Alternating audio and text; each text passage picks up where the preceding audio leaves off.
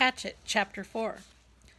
The memory was like a knife cutting into him, slicing deep into him with hate. The secret. He had been riding his 10-speed with a friend named Terry. They had been taking a run on a bike trail and decided to come back a different way, a way that took them past the Amber Mall. Brian remembered everything in the incredible detail. Remembered the time on the bank clock in the mall, flashing 3:31. Then the temperature, 82, and the date. All the numbers were part of the memory. All of his life was part of the memory. Terry had just turned to smile at him about something, and Brian looked over Terry's head and saw her. His mother. She was sitting in a station wagon, a strange wagon. He saw her, and she did not see him. Brian was going to wave or call out, but something stopped him. There was a man in the car. Short blonde hair the man had, wearing some kind of white pullover tennis shirt. Brian saw this and more, the secret, and more later. But the memory came in pieces, came in scenes like this. Terry smiling, Brian looking over his head to see the station wagon, and his mother sitting with the man. The time and the temperature clock, the front wheel of his bike, the short blonde hair of the man, the white shirt of the man, the hot, hate slices of the memory were exact. The secret. Brian opened his eyes and screamed. For seconds he did not know where he was, only that the crash was still happening and he was going to die, and he screamed until his breath was gone. Then silence, filled with sobs as he pulled in air, half crying. How could it be so quiet? Moments ago there was nothing but noise, crashing and tearing, screaming. Now, quiet. Some birds were singing. How could birds be singing? His legs felt wet, and he raised up on his hands and looked back down at them. They were in the lake. Strange. They went down into the water. He tried to move, but pain hammered into him and made his breath shorten into gasps, and he stopped. His legs were in the water. Pain. Memory. He turned again, and sun came across the water. Late sun, cut into his eyes and made him turn away. It was over then. The crash. He was alive. The crash was over and I'm alive, he thought. Then his eyes closed and he lowered his head for minutes that seemed longer. When he opened them again, it was evening, and some of the sharp pain had abated. There were many dull aches, and the crash came back to him fully. Into the trees and out into the lake. The plane had crashed and sunk in the lake, and he had somehow pulled free. He raised himself and crawled out of the water, grunting with the pain of movement. His legs were on fire, and his forehead felt as if somebody had been pounding on it with a hammer, but he could move. He pulled his legs out of the lake and crawled on his hands and knees until he was away from the wet, soft shore and near a small strand of some kind of brush of some kind. Then he went down, only this time to rest, to save something of himself. He lay on his side and put his head on his arm and closed his eyes because that was all he could do now, all he could think of being able to do. He closed his eyes and slept, dreamless, deep and down.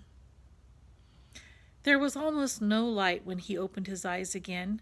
The darkness of night was thick, and for a moment he began to panic again. To see, he thought, to see is everything, and he could not see. But he turned his head without moving his body and saw that across the lake the sky was a light gray, and the sun was starting to come up, and he remembered that it had been evening when he went to sleep. Must be morning now, he mumbled it, almost in a hoarse whisper. As the thickness of sleep left him, the world came back. He was still in pain, all over pain. His legs were cramped and drawn up tight and aching, and his back hurt when he tried to move. Worst was a keening throb in his head that pulsed with every beat of his heart. It seemed that the whole crash had happened to his head. He rolled on his back and felt his sides and his legs moving things slowly. He rubbed his arms. Nothing seemed to be shattered or even sprained all that badly. When he was 9, he had plowed his small dirt bike into a parked car and broken his ankle. Had to wear a cast for 8 weeks. And there was nothing like that now. Nothing broken. He battered around a bit. His forehead felt, it should be his forehead. His forehead felt massively swollen to the touch, almost like a mount over his eyes, and it was so tender that when his fingers grazed it, he nearly cried. But there was nothing he could do about it, and like the rest of him, it seemed to be bruised more than broken. I'm alive, he thought. I'm alive. It could have been different. There could have been death. I could have been done. Like the pilot, he thought suddenly. The pilot in the plane, down into the water, into the blue water, strapped into the seat. He sat up, or tried to. The first time he fell back, but on the second attempt, grunting with the effort, he managed to come to a sitting position and scrunched sideways until his back was against a small tree, where he sat facing the lake, watching the sky get lighter and lighter with the coming dawn. His clothes were wet and clammy, and there was a faint chill. He pulled the torn remnants of his windbreaker, pieces really, around his shoulders and tried to hold what heat his body could find. He could not think, could not make thought patterns work right. Things seemed to go back and forth between reality and imagination, except that it was all reality. 1 second he seemed only to have imagined that there was a plane crash, that he had fought out of the sinking plane and swum to shore, that it had all happened to come to some other person or in a movie playing in his mind. And then he would feel his clothes wet and cold, and his forehead would splash a pain through his thoughts, and he would know it was real, that it had really happened. But all in a haze world. So he sat and stared at the lake, felt the pain come and go in waves, and watched the sun come over the end of the lake. It took an hour, perhaps 2, he could not measure time yet, and didn't care, for the sun to get halfway up. With it came some warmth, small bits of it at first, and with the heat came clouds of insects, thick, swarming hordes of mosquitoes that flocked to his body, making a living coat on his exposed skin, clogged his nostrils when he inhaled, poured into his mouth when he opened it to take a breath. It was not possibly believable, not this. He had come through the crash, but the insects were not possible. He coughed them up, spat them out, sneezed them out, closed his eyes and kept brushing his face, slapping and crushing them by the dozens, by the hundreds. But as soon as he cleared a place, as soon as he killed them, more came, thick, whining, buzzing masses of them. Mosquitoes and some small black flies he had never seen before, all biting, chewing, and taking from him. In moments his eyes were swollen shut, and his face puffy and round to match his battered forehead.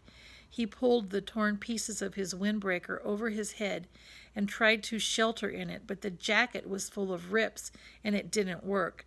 In desperation, he pulled his t-shirt up to cover his face, but that exposed the skin of his lower back, and the mosquitoes and flies attacked the new soft flesh of his back so viciously that he pulled the shirt down.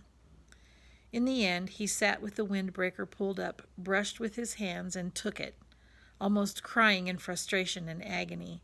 There was nothing left to do, and when the sun was fully up and heating him directly, bringing steam off of his wet clothes and bathing him in warmth, the mosquitoes and flies disappeared, almost that suddenly. 1 minute he was sitting in the middle of a swarm, the next they were gone, and the sun was on him.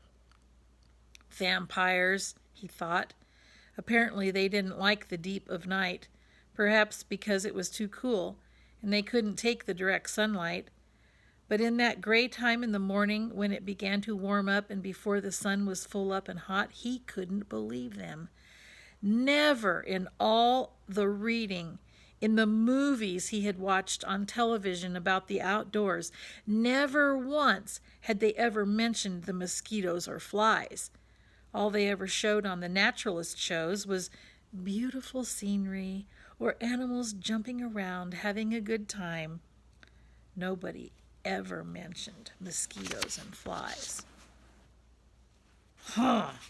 He pulled himself up to stand against the tree and stretched, bringing new aches and pains. His back muscles must have been hurt as well, and they almost seemed to tear when he stretched. And the pain in his forehead seemed to be abating somewhat. Just trying to stand made him weak enough to nearly collapse. The backs of his hands were puffy, and his eyes were almost swollen shut from the mosquitoes, and he saw everything through a narrow squint. Not that there was much to see, he thought, scratching the bites. In front of him lay the lake, deep and blue and deep. He had a sudden picture of the plane, sunk in the lake, down and down in the blue, with the pilot's body all strapped in the seat, his hair waving. He shook his head. More pain. That wasn't something to think about. He looked at his surroundings again. The lake stretched out slightly below him. He was at the base of the L, looking up the long part with the short part out to his right. In the morning light, calm, the water was absolutely, perfectly still. He could see the reflections of the trees at the other end of the lake. Upside down in the water, they seemed almost like another forest, an upside-down forest to match the real one. As he watched, a large bird, he thought it looked like a crow, but it seemed larger, flew up from the top, real forest, and the reflection bird matched it, both flying out over the water. Everything was green, so green it went into him. The forest was largely made up of pines and spruce, with stands of some low brush smeared here and there, and thick grass and some other kind of small brush, very small brush, all over. He couldn't identify most of it except the evergreens and some leafy trees he thought might be aspen. He'd seen pictures of aspens in the mountains on the television. The country around the lake was moderately hilly, but the hills were small, almost hummocks, and there were very few rocks except to his left. There lay a rocky ridge that struck out, overlooking the lake, almost 20 feet high.